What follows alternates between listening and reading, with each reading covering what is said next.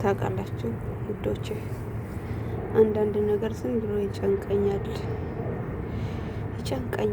ማለፉ አይቀርም አይደል? ሁሉም ነገር እንደሚሆን ሆኖ ይጨንቀኛል።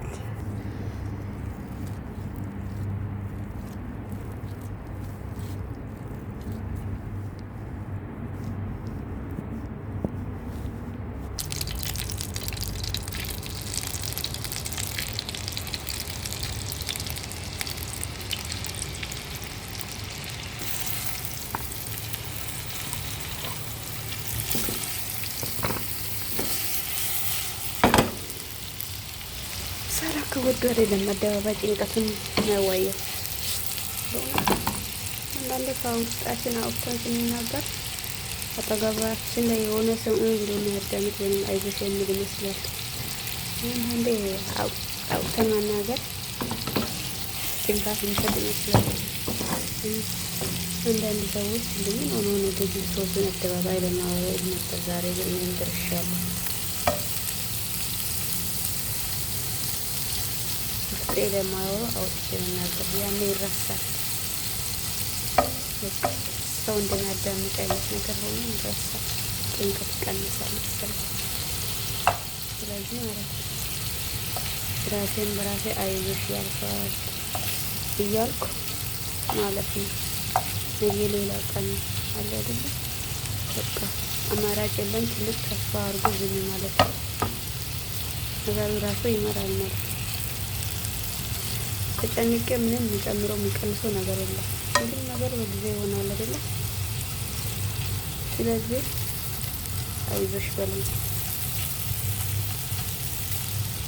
ምን ብዬ ላብራራላችሁ? እንደ ግራ የገባ ነገር ነው።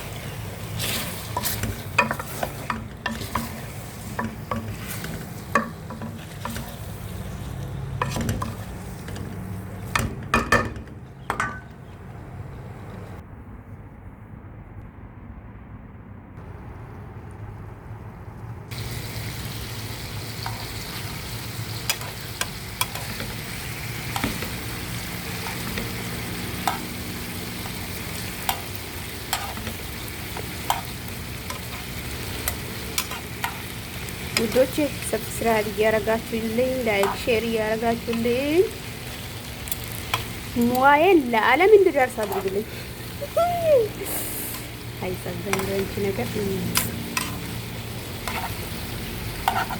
ግብአቶችን በቅደም ተከተል አድርጌ ስላላሳያችሁ ይቅርታ ጠይቃለሁ። እንግዲህ ቤት ያፈራው ነው። ተመልሰን እንገናኛለን።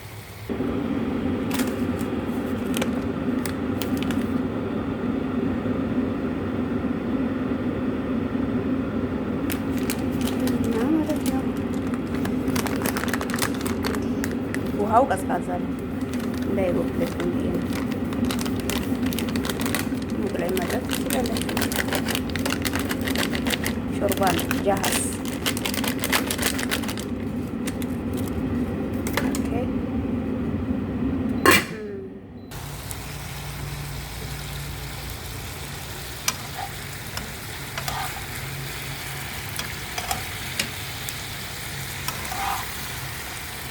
ለምንድን ነው የአረብ ሀገር ዶሮ ምንም አክል ብናጥብም ሲበስል ደም ይወጣል?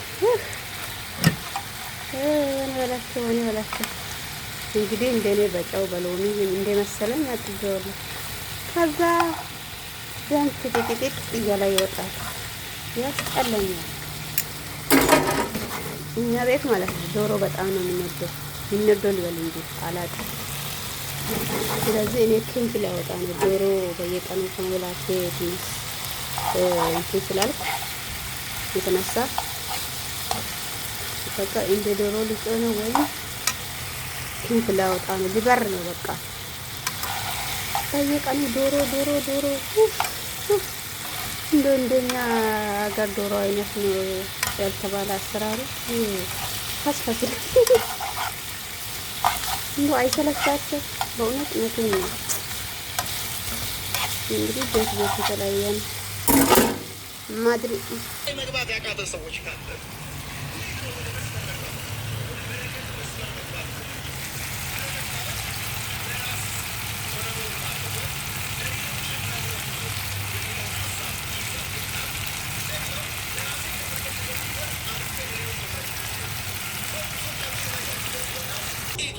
የበረከት ህይወቱ አይኖራቸው በምድር ላይ ከራሳቸው አልፎ ለሰዎች የተረፉና የተባረኩ ሰዎች የመጀመሪያ ቁልፉ የገባቸው ነገር ካልቻል እግዚአብሔር ሌላ ጨምሮ የሚሰጥ ነገር እንዳለ መጠበቅ ሞኝነት ነው።